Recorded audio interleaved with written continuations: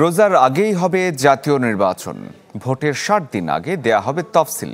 নির্বাচনের রোডম্যাপ ঘোষণায় ইসি সচিব আক্তার হোসেন জানান, ভোট নিয়ে রাজনৈতিক দল এবং অংশীজনদের সাথে আগামী মাসে সংলাপে বসবে নির্বাচন কমিশন। এছাড়া সংসদীয় আসনের সীমানা চূড়ান্ত করা হবে ভোটের ৩ মাস আগে। এবারের নির্বাচনে প্রথমবারের মতো ভোট দেওয়ার সুযোগ পাবেন প্রবাসীরা। ইলেকট্রা এয়ার কন্ডিশনার কম বিদ্যুৎ খরচে দেবে অধিক শীতলতা আর সেভিংসও হয়ে যাবে তাই। ত্রয়োদশ জাতীয় সংসদ নির্বাচনের ৬ মাস আগে ঘোষণা করা হলো কমিশনের কর্মপরিকল্পনা। পূর্ব নির্ধারিত সময় অনুযায়ী নির্বাচন কমিশন সচিবালয়ে কর্মপরিকল্পনা তুলে ধরেন ইসির সিনিয়র সচিব। তফসিল ঘোষণার আগ পর্যন্ত নির্বাচন কমিশনে কি কাজ করবে তা রয়েছে এই কর্মপরিকল্পনায়, যেখানে উল্লেখ করা হয় ২৪টি পরিকল্পনার কথা।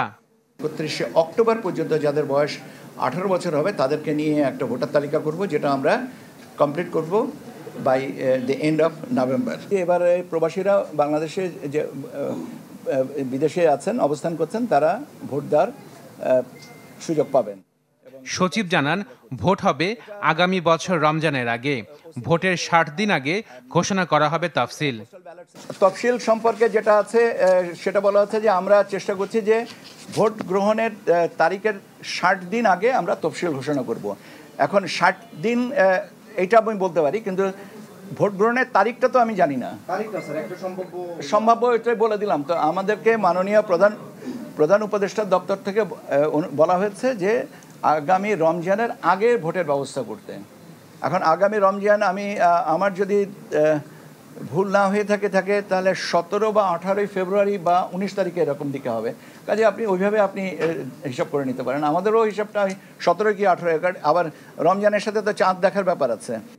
নির্বাচন ঘিরে রাজনৈতিক দল এবং অংশীজনদের মতামত নিতে আগামী মাসে তাদের সাথে সংলাপ করবে কমিশন। এছাড়া নতুন রাজনৈতিক দলের নিবন্ধন বিষয়ে গেজেট প্রকাশ করা হবে ৩০ সেপ্টেম্বর। এর ১৫ দিন আগে চূড়ান্ত হবে সংসদীয় আসনের সীমানা। নতুন রাজনৈতিক দলের নিবন্ধনের যে কার্যক্রম আপনারা জানেন যে আমরা মাঠ পর্যায়ে তথ্য যাচাইয়ের জন্য পাঠিয়েছি। কয়েকটা অলরেডি আমরা কিছু জায়গা থেকে পাচ্ছি এবং এটা চলমান থাকবে, এবং আমরা আশা করছি যে এটা আমরা সেপ্টেম্বরের ভিতরে কমপ্লিট করতে পারবো। কর্মপরিকল্পনায় প্রয়োজনে আরও কিছু সংযোজন হতে পারে বলেও জানান সিনিয়র সচিব। Ashik prince, channel 24, Dhaka.